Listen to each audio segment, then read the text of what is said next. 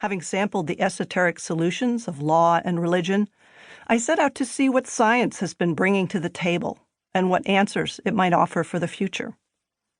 So began more wandering.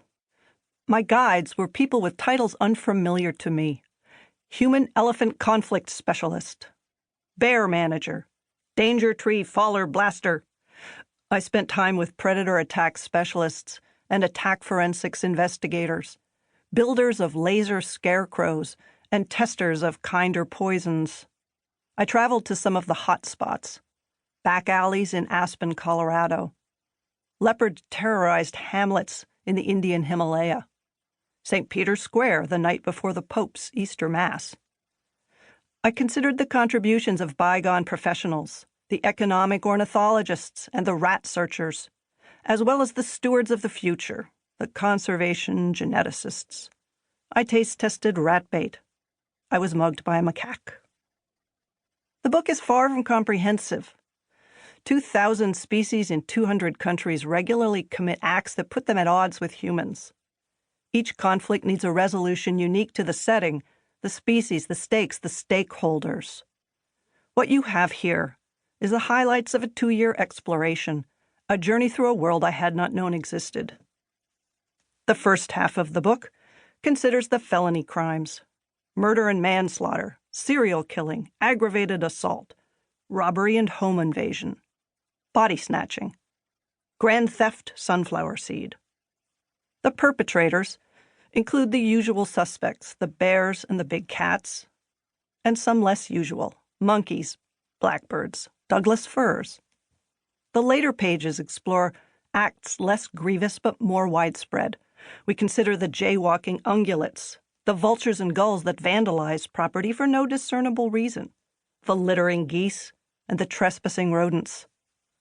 Of course, these are not literal criminal acts. Animals don't follow laws. They follow instincts. Almost without exception, the wildlife in these pages are simply animals doing what animals do: feeding, shitting, setting up a home, defending themselves or their young. They just happen to be doing these things to, or on, a human, or that human's home or crops. Nonetheless, the conflicts exist, creating dilemmas for people and municipalities, hardships for wildlife, and material for someone else's unusual book.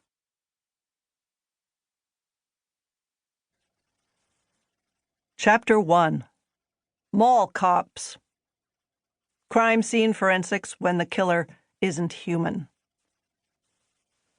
For most of the past century, your odds of being killed by a cougar were about the same as your odds of being killed by a filing cabinet. Snowplows kill twice as many Canadians as grizzly bears do.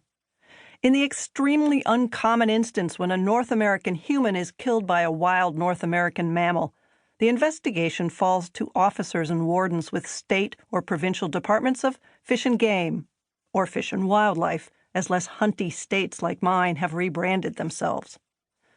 Because the incidents are so rare, few of these men and women have much experience with them. They're more accustomed to poaching cases. When the tables turn and the animal is the suspect, a different kind of forensics and crime scene know-how is called for. Without it, mistakes are made. In 1995, a cougar was presumed to have killed a young man found dead on a trail with puncture wounds to the neck, while the true murderer, a human being, walked free. In 2015, a wolf was wrongfully accused of pulling a man from his sleeping bag and killing him. Cases like these are one reason there is WART, Wildlife Human Attack Response Training, and by its founder's admission, a horrible acronym. WART is a 5-day course, part lecture and part field training, taught by members of the British Columbia Conservation Officer Service. Because they have the experience. British Columbia has more cougar attacks than any other North American state or province. It has 150,000 black bears to Alaska's 100,000, 17,000 grizzlies, and 60 predator attack specialists, 14 of whom